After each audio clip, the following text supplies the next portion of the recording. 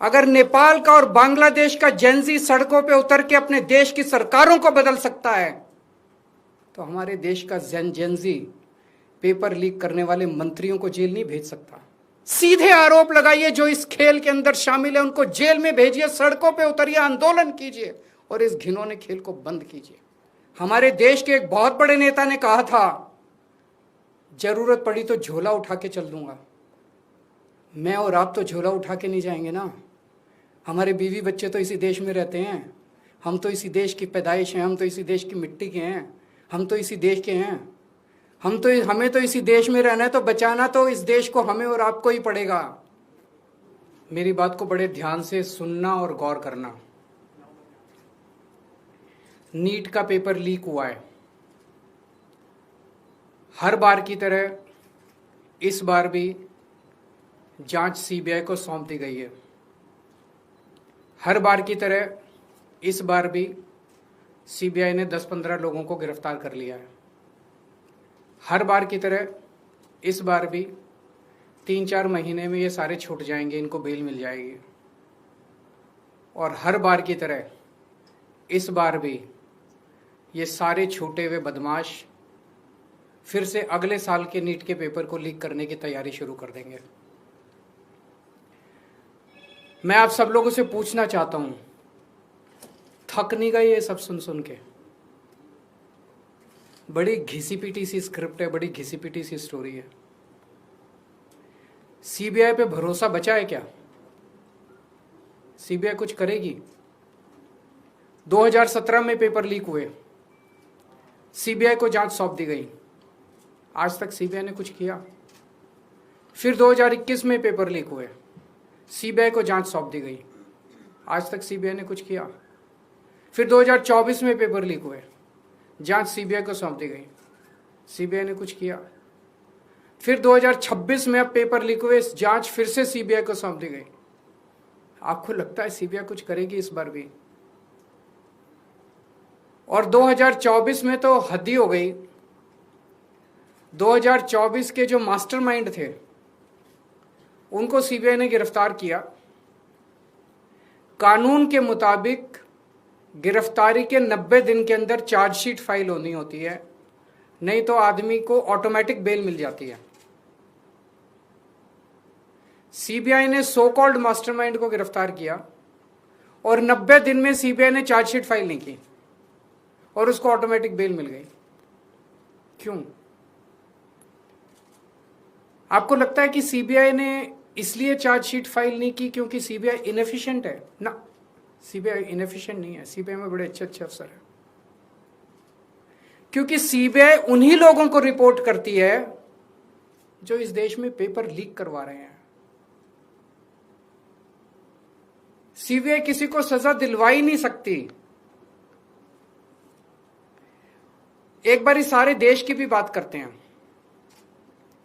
2014 से जब से मोदी सरकार आई है, टोटल हमारे देश में 93 पेपर लीक हुए हैं, 93, और इनमें अधिकतर paper double engine triple engine की बीजेपी की एनडीए की सरकारों में लीक हुए हैं। लगभग 6 करोड़ युवाओं का भविष्य इन 93 पेपरों में बंद था। 6 करोड़ लोगों का भविष्य बर्बाद हो गया इन 93 पेपर जो लीक हुए। इनमें मोस्टली पेपर लीक हुए राजस्थान में, उत्तर प्रदेश में, उत्तराखंड में और गुजरात में। इन 4 राज्यों में सबसे ज्यादा पेपर लीक हुए। इन चारों राज्यों में बीजेपी की सरकारें हैं। तो ये इत्तेफाक नहीं है कि इन चारों राज्यों में बीजेपी की सरकार है, केंद्र में बीजेपी की सरकार है, नीट का पेपर लीक हो गया। और अभी पिछले 1-2 दिन से खबरें आई हैं, ये जो नीट का पेपर लीक हुआ है इसका एपिसेंटर भी राजस्थान है, और इनमें जो 2-4 लोगों के ऊपर सुई गई है वो भी बीजेपी के नेता दिखाई देते हैं। तो इससे शक तो पैदा होता है कि क्या इन सारे पेपर लीक में इनके नेता शामिल हैं, या इनकी पार्टियों का या सरकारों का संरक्षण है, या सीधे सीधे इनके नेता ही पेपर लीक करवा रहे हैं, उन्हीं का धंधा है ये। और अगर ऐसा है तो सीबीआई की जांच इसमें बेचारी क्या करेगी, सीबीआई इसमें बेचारी क्या करेगी। तो मेरा जेनजी से सीधा सीधा, देश के युवाओं से सीधा सीधा पूछना है कि ऐसे ही चलेगा या कुछ करना है। ऐसे ही हर साल आप देखो, 2017 में पेपर लीक हुए, उसके 4 साल बाद 2021 में हुए, उसके 3 साल बाद 2024 में हुए, उसके 2 साल बाद 2026 में हुए, अब उसके 1 साल बाद 2027 में होंगे, और हर साल पेपर लीक होंगे अगर आपने कुछ नहीं किया तो। अगर नेपाल का और बांग्लादेश का जेनजी सड़कों पे उतर के अपने देश की सरकारों को बदल सकता है, तो हमारे देश का जेनजी पेपर लीक करने वाले मंत्रियों को जेल नहीं भेज सकता, भेज सकता है। मुझे अपने देश के जेनजी पे पूरा भरोसा है। ये देश आपका है। इस देश के नेताओं को इस देश में कोई इंटरेस्ट नहीं है। इस देश के नेताओं के बच्चे विदेशों में पढ़ते हैं। हमारे देश के एक बहुत बड़े नेता ने कहा था, जरूरत पड़ी तो झोला उठा के चल दूंगा। मैं और आप तो झोला उठा के नहीं जाएंगे ना। हमारे बीवी बच्चे तो इसी देश में रहते हैं।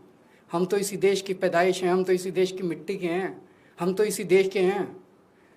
हमें तो इसी देश में रहना है, तो बचाना तो इस देश को हमें और आपको ही पड़ेगा। और अंत में एक बात मैं उन लोगों को कहना चाहता हूं जो लोग कहते हैं कि सिस्टम फेल हो गया, सिस्टम फेल हो गया, सिस्टम फेल हो गया। मैं आपकी भावना को समझता हूं, लेकिन जब आप सिस्टम की बातें करते हैं तो अनजाने में आप उन नेताओं को बचा रहे हैं जो नेता इस पूरे घिनौने खेल में शामिल हैं। अगर एक के बाद एक, दर साल नीट के पेपर लीक हो रहे हैं, तो पैसा सबसे टॉप पे पहुंच रहा है, सबसे टॉप पे। ऐसे ही पेपर लीक नहीं हो जाते, नीट के जैसे पेपर ऐसे ही लीक नहीं हो जाते, पैसा सबसे टॉप पे पहुंच रहा है। तो जब आप सिस्टम की बात करते हैं तो आप उस टॉप को बचा रहे हैं, अनजाने में बचा रहे हैं। मैं जानता हूं आपकी मंशा नहीं है, लेकिन अनजाने में उस टॉप, ये सिस्टम कोई इमेजिनरी नहीं होता, फिक्शन नहीं होता, सिस्टम हवा में नहीं होता। सिस्टम के पीछे लोग हैं।